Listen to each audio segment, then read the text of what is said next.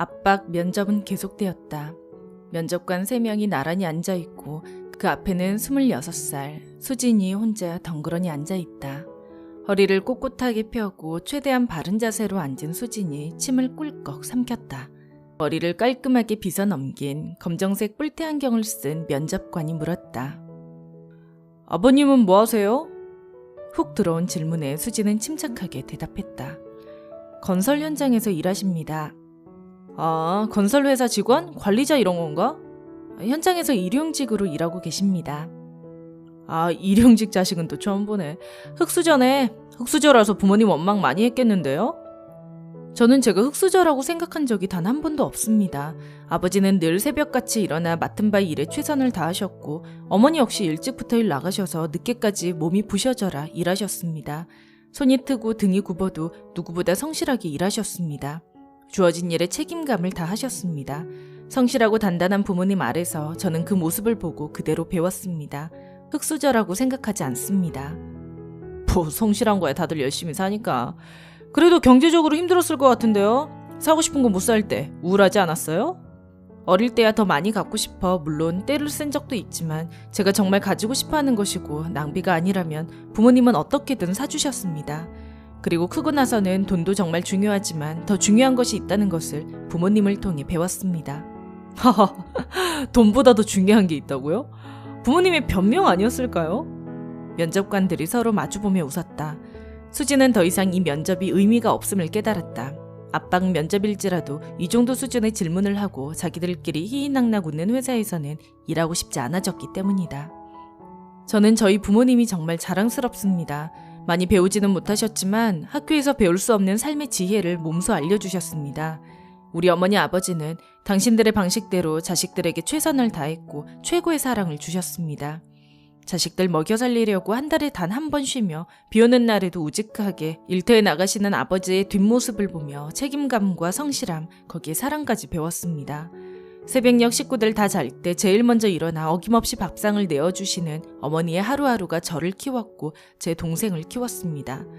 어머니 아버지는 서로를 사랑하셨고 늘 서로를 위하셨습니다. 배려하고 돕고 베풀었습니다. 이런 부모님의 모습을 보며 자식들도 서로를 사랑했고 위했습니다.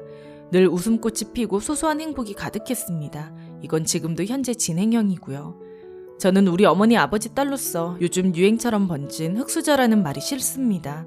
아니, 급이 아닌 수저로 감히 우리 부모님의 노력과 사랑과 희생이 돈으로만 평가되는 게 싫습니다.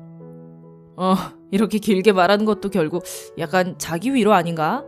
학원은 한 번이라도 가봤어요? 남자 면접관이 옆에 앉은 여자 면접관에게 조용히 말했다.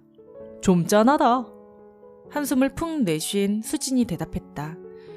면접관님은 부모님께서 비싼 학원에 보내주셨나요? 그래서 성적이 잘 나왔어요? 저는 대치동 코스 밟았죠.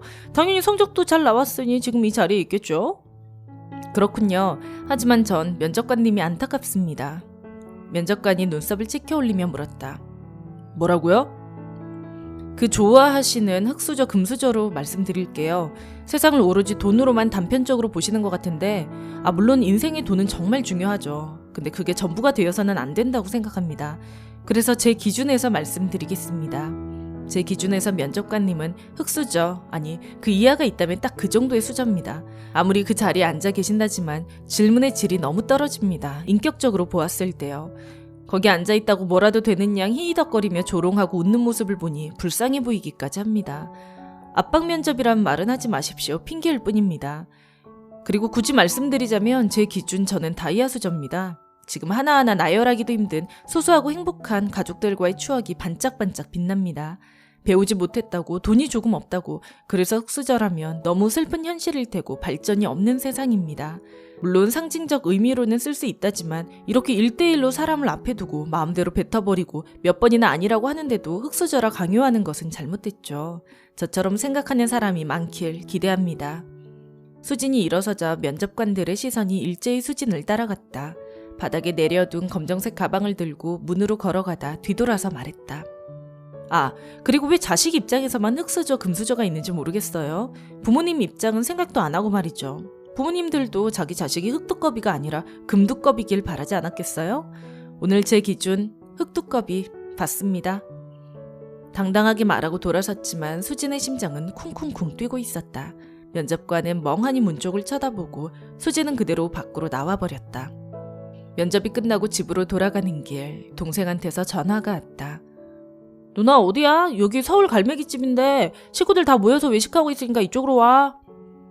수진은 최대한 밝은 얼굴로 식당에 들어섰다. 이미 통화 속 수진의 목소리에서 분위기를 감지한 가족들은 더 밝게 수진을 맞이해줬다. 딸, 면접은 어땠어? 엄마가 물었다. 회사 완전 별로야. 내가 차버렸어. 수진이 가방을 의자에 내려놓으며 말했다. 잘했네. 역시 보통 여자 아니여. 회사를 차버린 여자.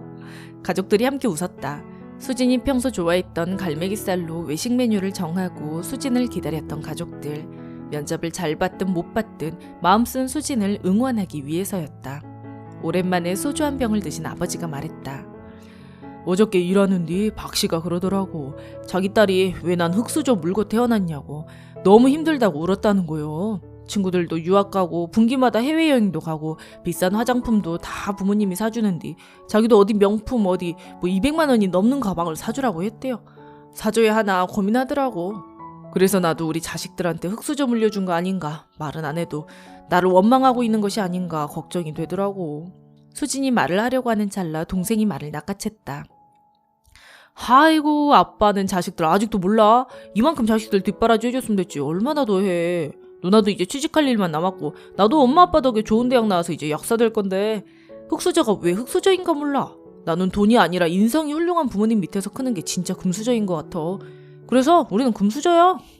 흐뭇하게 웃으며 고맙다고 말하는 부모님과 수진 그리고 남동생이 다 같이 짠 건배했다. 그리고 수진이 이어 말했다. 금수저 흑수저 있다니까 자식들도 금두꺼비 흑두꺼비가 있겠지? 뻔한 대답이겠지만 우리는 금두꺼비인가? 갑자기 그때 생각나네. 수진 너가 초등학교 고학년 때였을 거요. 숙제인가 뭔가 종이 쪼가리 있던 거 놓고 갔다고 전화해서 울고 불고 해서 아빠가 가져다 주러 너희 학교에 갔다고. 현장에 있다가 점심 먹으러 잠깐 집에 들어왔을 때라 시간이 없어 흙먼지 뒤집어 쓰고 말도 아닌 꼴로 학교 앞까지 갔는데 들어갈 수가 없는 거요. 내 꼴을 보고 우리 딸이 창피해하진 않을까. 그래서 못 들어가고 주저하고 있는데 수진이가 친구들을 때로 데리고 와서는 우리 아빠라고 소개해주고 자랑스럽게 이야기하는데 내가 부끄럽더라고. 어떻게 이런 딸을 낳았나 싶기도 하고. 그걸 아직도 기억하고 있어 아빠? 우리 아빠인데 뭐가 창피해. 나쁜 짓 해야 창피한 거지. 그래서 사실 아까 박씨 아저씨 이야기 꺼낸 거지? 이거 내 가방 때문에? 허허이 우리 수진이가 귀신이 다 됐네. 수진의 졸업기념으로 아버지는 20만 원대 가방을 선물해줬다. 지금 수진이가 면접에도 들고 가고 고깃집에도 들고 온 단정하고 심플한 디자인의 검정색 가방. 하지만 박씨 딸이 몇백만 원대가 아니면 요즘 창피해서 못 메고 다닌다는 소리를 했다 해 내심 걱정이 되었던 것이다. 아빠 나는 이 가방 어디에도 잘 어울려서 너무 편하고 좋아. 아빠가 사줘서 더 의미 있고 좋지. 절대 남들의 잣대에 우리가 흙수저니 무슨 수저니 생각하지 말고 우리 가족 그냥 행복하자. 엄마 아빠는 각자 위치에서 최선을 다해 우리들을 키웠고 우리도 엄마 아빠의 사랑을 먹고 지금 이렇게 잘 자랐어.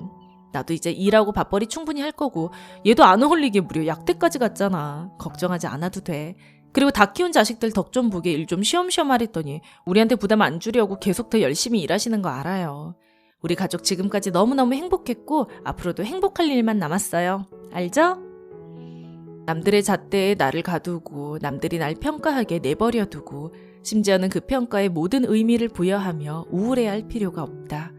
내 인생의 기준은 내가 정하고 내가 주인이 되어 이끌어 나가면 되는 것이다.